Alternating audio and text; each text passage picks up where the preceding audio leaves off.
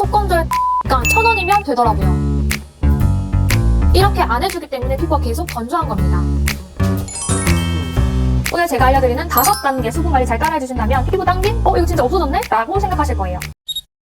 안녕하세요, 해불입니다. 요즘 막 칼바람 불고 히터를 쐬다 보니까 피부가 완전 메말라가고 있잖아요. 그래서 수분에 좋다라고 하는 거는 아무거나 듬뿍 바르거나 진짜 안 되겠다 싶어서 이것저것 막 발랐더니 오히려 트러블, 좁쌀 이런 게 올라오기도 하고 심지어 미세한 주름까지 생기고 있다 이런 생각이 들고 있지 않나요? 수분이 없으면 단순히 건조해 이런 느낌이 들고 마는 게 아니고 수분 보유력을 잃어버리기 때문에 초기 노화까지 유발된다라고 해요. 이게 무슨 말이냐라고 하면 피부의 가장 근본적인 문제는 수분 장벽이 무너져서 수분이 부족해서 생기게 되는 거거든요. 그래서 적당량의 수분감을 채워주고 항산화 성분으로 피부 장벽을 유지시키는 게 가장 좋습니다. 건조하면 물 많이 마셔주세요 라는 이유가 있는 것처럼 오늘 제가 알려드리는 5단계 수분관리 잘 따라해주신다면 피부 당김? 이거 진짜 없어졌네? 라고 생각하실 거예요.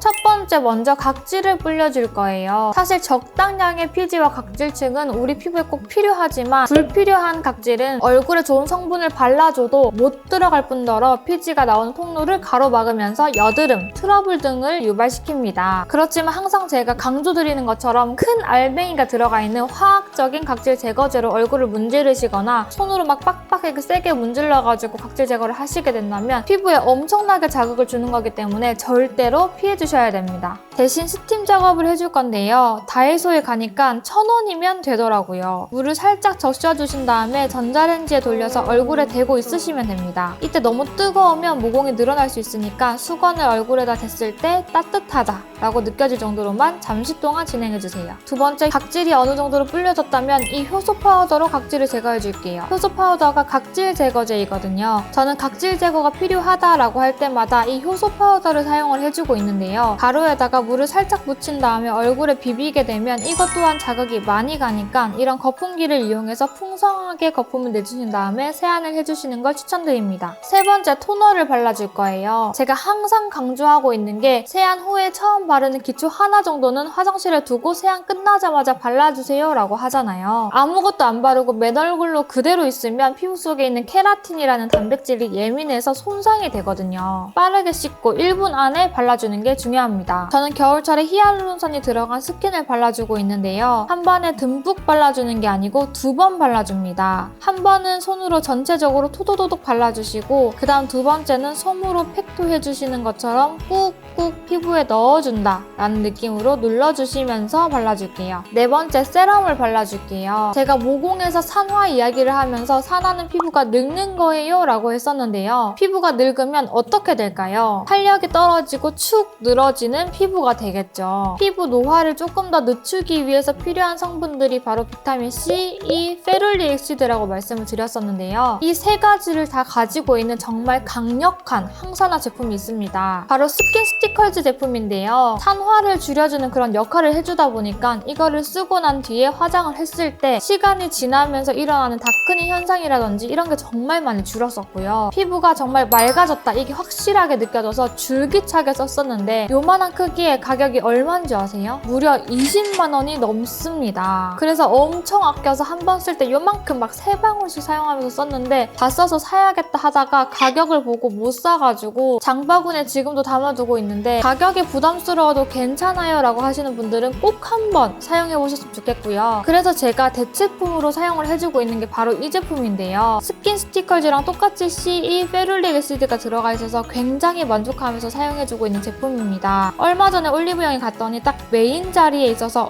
진짜 인기가 많구나 라는 생각이 들더라고요. 이 세럼도 많이 한 번에 바르지 마시고 패스츄리처럼 얇게 2겹 정도 발라주시는 걸 추천드립니다. 그 다음 알로에팩을 해줄 거예요. 정말 간단하고 저렴하지만 속건조를 한 번에 쫙 잡아주는 방법인데요. 알로에를 고르실 때 이렇게 전성분의 정제수가 맨 앞에 있는 게 아닌 알로에 베라즙이 가장 먼저 들어가 있는지 그리고 95%가 넘는 함량이 들어갔는지를 확인하고 구매해 구매해주세요 라고 했었는데 알로에 이외에 자극이 되는 성분이 들어가게 되면 피부에 오히려 자극이 될 수 있기 때문에 잘 보고 구매하시는 걸 추천드립니다. 이렇게 얼굴에 이만큼이나 발라도 되나 싶을 정도로 두툼하게 발라주시고 알로에는 응집 성질이 있기 때문에 이걸 막기 위해서 한 단계를 더 거쳐줄 건데요. 이렇게 흡수가 잘 되는 솜에다가 물을 묻힌 뒤에 살짝 물기를 짠 상태에서 얼굴에 올려주시면 됩니다. 올리자마자 싹 흡수된 거 보이시나요? 이렇게 15분 정도 흡수시켜주시고요. 남은 양은 톡톡 두드려서 흡수시켜주세요. 마지막으로 모델링 팩으로 여태까지 발라줬던 그런 좋은 성분들을 빠져나가지 못하게 한 번 더 흡수시켜줄 건데요. 다 말랐다면 이렇게 떼어주시고 폼클렌징, 딥클렌징 이런 걸로 씻어내지 마시고 이렇게 잔여물만 닦아내주세요. 이후에 수분이 가득한 수분크림으로 마무리해주시면 끝입니다. 제가 진짜 여러 가지 수분크림을 발라줬었는데요. 가장 자극이 없고 피부가 편안하게 그렇게 올라오는 수분크림이더라고요. 또 이 수분크림에는 히알루론산이 고분자부터 시작해서 중분자, 저분자까지 적절하게 들어가 있었습니다. 히알루론산 이거 다 똑같은 거 아닌가요? 라고 하시는 분들이 있을 수 있는데 아닙니다. 고분자 히알루론산은 분자량이 굉장히 크기 때문에 수분을 끌어당기는 힘이 굉장히 좋아서 겉피부의 수분을 채워주고 수분 손실을 막아주면서 보호막을 씌워주는 그런 역할을 하고 저분자 히알루론산은 입자가 잘게 쪼개져 있기 때문에 고분자 히알루론산이 침투하기 어려운 피부 속까지 침투를 한다고 합니다. 그리고 튜브 타입으로 되어 있어서 깔끔하게 사용할 수 있어서 좋더라고요. 이렇게 오늘 수분을 꽉 끌어올리는 루틴을 소개해드렸는데요. 주말에 혹은 평일에 날 잡고 이 루틴대로 하시면 정말 속은 촉촉하고 겉은 탱탱한 피부를 만드실 수 있으실 거예요. 오늘 영상도 봐주셔서 너무너무 감사드리고요. 다음에 조금 더 즐겁고 재밌는 영상으로 돌아오겠습니다.